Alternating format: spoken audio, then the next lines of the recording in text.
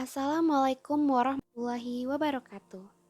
Pada kesempatan kali ini, kami dari kelompok 2 akan mempresentasikan keputusan tata usaha negara dalam mata kuliah Hukum Administrasi Negara. Hal-hal yang akan kita bahas pada kesempatan kali ini yaitu pertama, pengertian KTUN, sifat KTUN, KTUN secara teoritis, KTUN secara normatif, contoh KTUN, dan terakhir kesimpulan.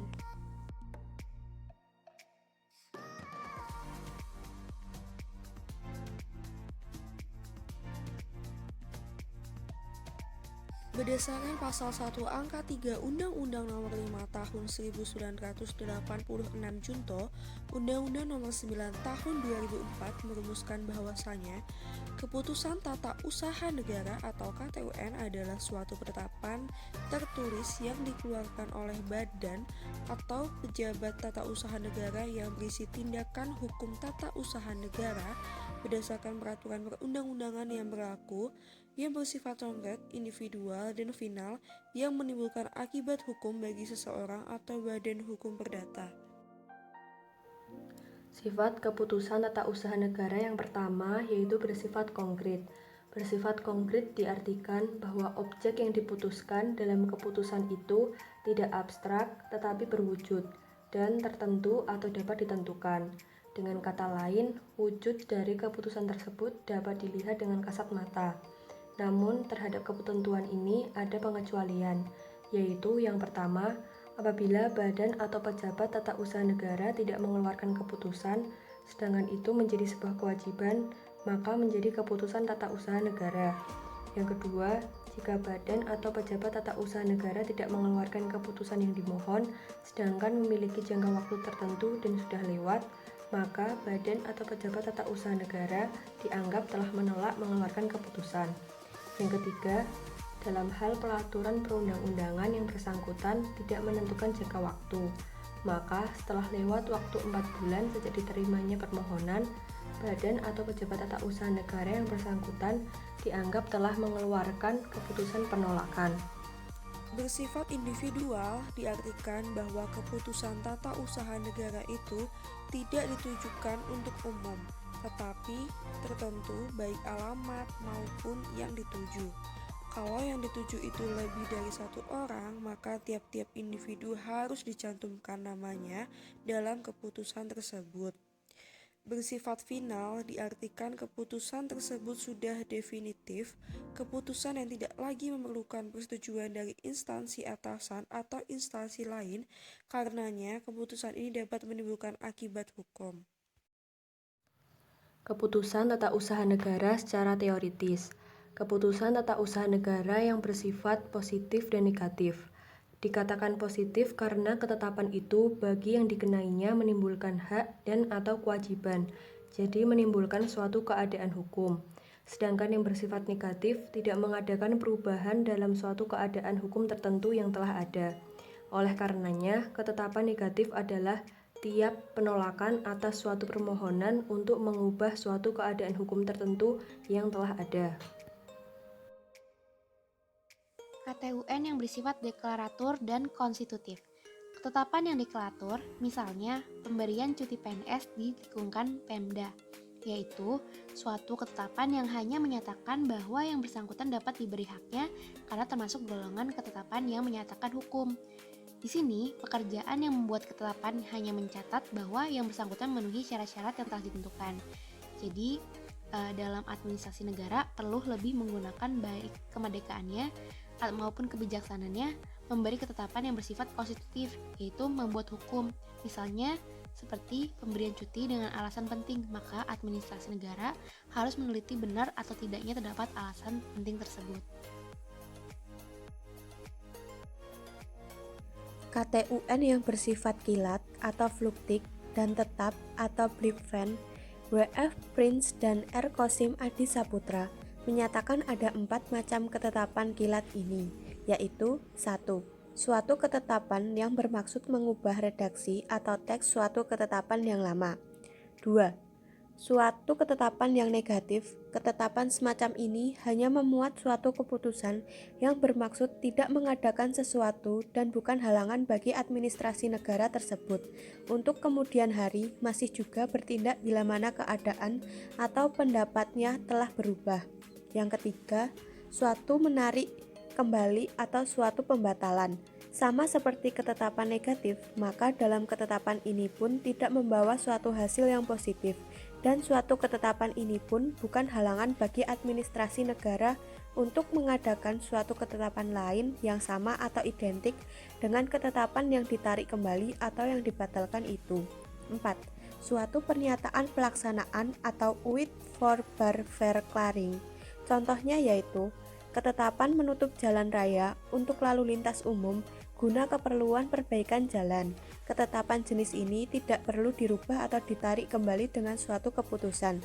Jadi hanya kalau perlu menutup lagi jalan raya itu harus ada satu ketetapan baru dengan motivasi baru tersendiri. Sedangkan ketetapan tetap yaitu ketetapan yang dikeluarkan untuk jangka waktu lama atau jangka waktu yang tidak tertentu hingga diubah atau ditarik kembali. Misalnya ketetapan administrasi, cek izin yang diberikan oleh alat perlengkapan administrasi yang diberi wewenang khusus oleh Hinder Ordonanti. KTUN berupa dispensasi, izin, lisensi, dan konsesi. Dispensasi adalah ketetapan untuk memperkenankan diadakan suatu perkecualian terhadap larangan. Kalau istilah lisensi semestinya digunakan untuk menyatakan suatu izin yang memperkenankan yang bersangkutan menjalankan suatu perusahaan. Jadi suatu macam atau bentuk izin yang istimewa. Kalau izin yaitu apabila suatu peraturan yang diumumkan tidak melarang suatu perbuatan tetapi masih juga memperkenankan asal saja diadakan secara yang ditentukan untuk masing-masing hal yang konkret. Sedangkan konsesi merupakan ketetapan yang memperkenankan yang bersangkutan mengadakan perbuatan yang penting bagi umum tetapi ada campur tangan dari pihak pemerintah. Keputusan tata usaha negara secara normatif. Ditinjau dari sudut pandang normatif, sahnya suatu keputusan tata usaha negara didasarkan pada pasal 53 ayat 2 Undang-Undang Nomor 9 Tahun 2004 tentang Peradilan Tata Usaha Negara, yakni keputusan tata usaha negara sesuai dengan peraturan perundang-undangan yang berlaku dan sesuai dengan asas-asas umum pemerintahan yang baik. Pasal 1 ayat 3 Undang-Undang Nomor 5 Tahun 1986, Undang-Undang Nomor 9 Tahun 2004 tentang Peradilan Tata Usaha Negara juga memuat ketentuan bahwa yang dimaksudkan dengan keputusan tata usaha negara adalah suatu penetapan tertulis yang dikeluarkan oleh badan atau pejabat tata usaha negara yang berdasarkan peraturan perundang-undangan yang berlaku, yang bersifat konkret, individual, dan final, juga menimbulkan akibat hukum bagi seseorang atau badan hukum perdata. Dikemukakan dalam penjelasan terhadap pasal ini bahwa penetapan tertulis terutama menunjuk kepada isi dan bukan kepada bentuk keputusan yang dikeluarkan oleh badan dan pejabat tata usaha negara. Keputusan tersebut memang diharuskan tertulis, namun yang disyaratkan tertulis bukanlah bentuk formalnya seperti surat keputusan, pengangkatan, dan sebagainya. Hal ini dimaksudkan untuk kemudahan dari segi pembuktiannya nanti sehingga hanya dibutuhkan kejelasan soal pertama badan dan pejabat tata usaha negara yang mana mengeluarkannya, kedua maksud serta mengenai hal apa isi tulisan tersebut, ketiga kepada siapa tulisan itu dituju dan apa yang ditetapkan di dalamnya. Berdasarkan ketentuan pasal 47 tentang Undang-Undang Nomor 5 Tahun 1986, Undang-Undang Nomor 9 Tahun 2004, PT UN bertugas dan berwenang memeriksa, memutus, dan menyelesaikan sengketa TUN. Pengertian sengketa TUN adalah sengketa yang timbul dalam bidang TUN antara orang atau badan hukum berdata dengan badan atau pejabat TUN, baik di pusat maupun di daerah sebagai akibat dikeluarkannya KTUN, termasuk sengketa kepegawaian berdasarkan peraturan perundang-undangan yang berlaku. Pasal 1 angka 4 Undang-Undang Nomor 5 Tahun 1986 dan Undang-Undang Nomor 9 Tahun 2004. Dengan demikian, dari ketentuan-ketentuan tersebut terlihat bahwa yang berkedudukan sebagai penggugat adalah seseorang atau badan hukum perdata. Sedangkan badan atau pejabat tata usaha negara baik di pusat maupun di daerah selalu berkedudukan sebagai tergugat, karena yang menjadi objek sengketa di PT UN adalah hanya KTUN. Contoh dari KTUN tersebut adanya permasalahan, yaitu arah paradigma pelayanan publik dalam penyelenggaraan administrasi pemerintahan telah berubah haluan 180 derajat, terutama berkaitan dengan alih teknologi yang semakin cepat, menuntut dibukanya ruang akses informasi seluas-luasnya. Hal tersebut menuntut aturan-aturan baru yang dapat mengakomodir menjadi landasan hukum bertindak setiap aparatur administrasi pemerintah. Lalu, konsepsi tentang keputusan tata usaha negara atau KTUN dalam Undang-Undang Peratun berbunyi, keputusan TUN adalah suatu penetapan tertulis yang dikeluarkan oleh badan atau pejabat yang berisi tindakan hukum TUN yang berdasarkan peraturan perundang-undangan yang berlaku yang bersifat konkret, individual, yang menimbulkan akibat hukum bagi seseorang atau badan hukum perdata, serta ruang lingkup sumber terbitnya KTUN yang berpotensi menjadi sengketa di PTUN juga semakin luas karena disebutkan dalam pasal 87 keputusan badan dan atau pejabat TUN di lingkungan eksekutif, legislatif, dan yudikatif, serta penyelenggaraan negara lainnya. Pembahasan peradilan administrasi sesungguhnya juga merupakan genus peradil Montesquieu dan Kant yang mempertahankan pandangan klasik berpendirian bahwa orang-orang undang-undang adalah satu-satunya sumber hukum positif. Hakim baru mengadili menurut undang-undang dan tidak boleh menilai inti dan keadilan dari undang-undang. Sementara undang-undang yang selalu tidak sempurna karena pembuatnya tidak dapat memprediksi segala sesuatu yang akan terjadi di kemudian hari. Putusan adalah hakikat peradilan, inti dan tujuan dari segala kegiatan atau proses peradilan. Memuat penyelesaian perkara yang sejak proses bermula dan telah membebani pihak-pihak dari rangkaian proses peradilan tidak satu pun di luar putusan peradilan dapat menentukan hak suatu pihak dan beban kewajiban pada pihak lain. Sah tidaknya suatu tindakan menurut hukum dan meletakkan kewajiban untuk dilaksanakan oleh pihak yang diwajibkan di antara proses peradilan hanya putusan yang menimbulkan konsekuensi krusial ke semua pihak.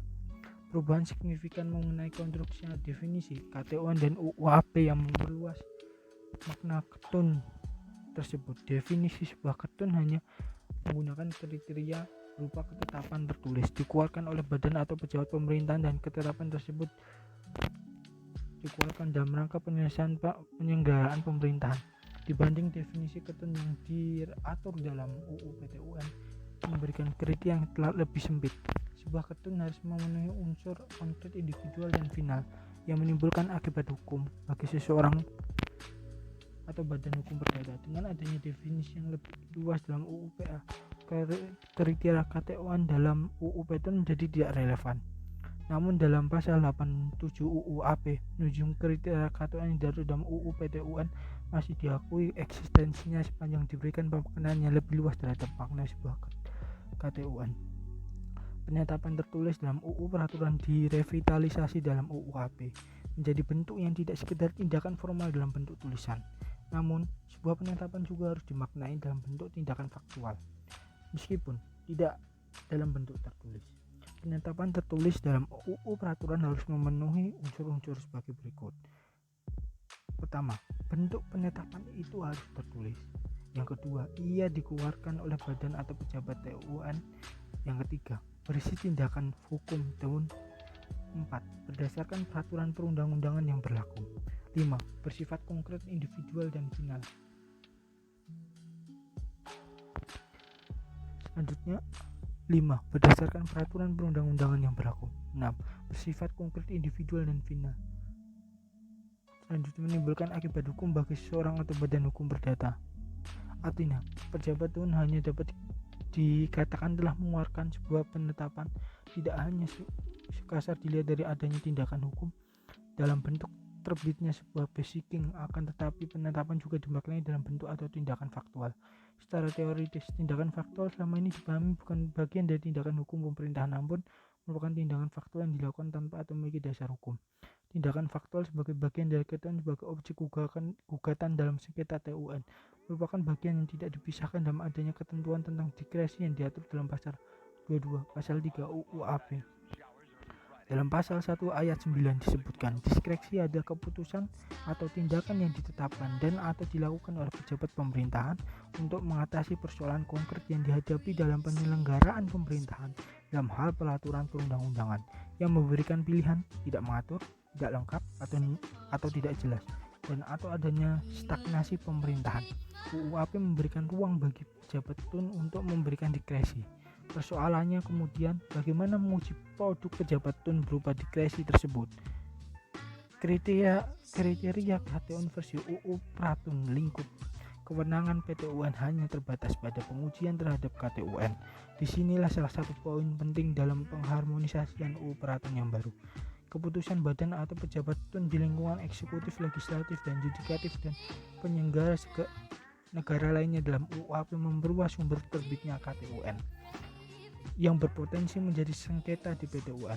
Selama ini berdasarkan pasal 2 huruf EE UU PT UN hanya terdapat satu sumber yang dikecualikan, yakni Ketun mengenai tata usaha Tentara Nasional Indonesia.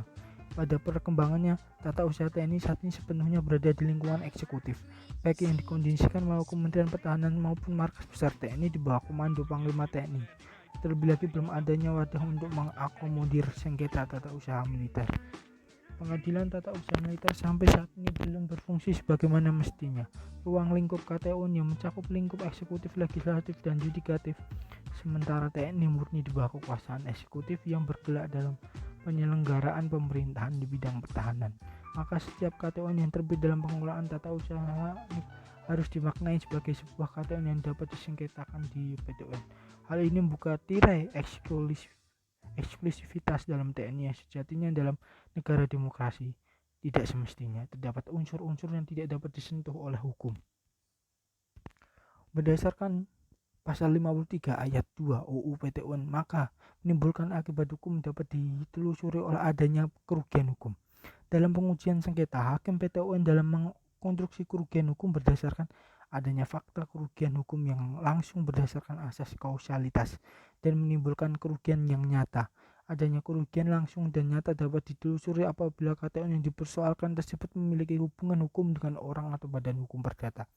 Namun dengan adanya klausul berpotensi menimbulkan akibat hukum, menyebabkan adanya perluasan makna terhadap legal standing orang atau badan hukum perdata yang akan menggugat di PT UN yang kerugiannya belum nyata sekalipun telah dapat digugat di PT UN. Klausul keputusan yang berlaku bagi warga masyarakat menambah makna baru dari individual dalam kriteria sebuah KTUN dan memperluas peluang legal standing warga masyarakat atau kelompok dalam mengajukan gugatan di PT UN. Hilangnya melalui redaksi individual dalam pasal 1 ayat 7 dan pasal 87 UU AP. Dalam konteks pengujian KTUN di PT UN, maka pemaknaan KTUN sebagai sebuah keputusan yang berlaku bagi warga masyarakat sangat relevan. Asas yang berlaku terhadap pemberlakuan putusan PT UN yakni asas erga omnes, asas yang menegaskan putusan peradilan administrasi bersifat mengikat secara publik, tidak hanya dengan pihak-pihak yang terkait langsung dengan sebuah perkara dan atau KTUN. Konsekuensinya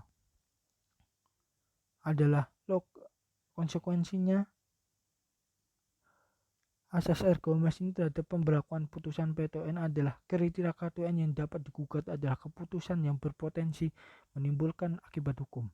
Maka pihak yang berpeluang menggugat sebuah KTUN tidak hanya individu tertentu yang terkait langsung dengan sebuah KTUN, namun publik secara luas yang berpotensi mengalami akibat hukum terhadap terbitnya sebuah KTUN juga berpeluang untuk mengajukan gugatan ke PT UN. Bab 4. Kesimpulan.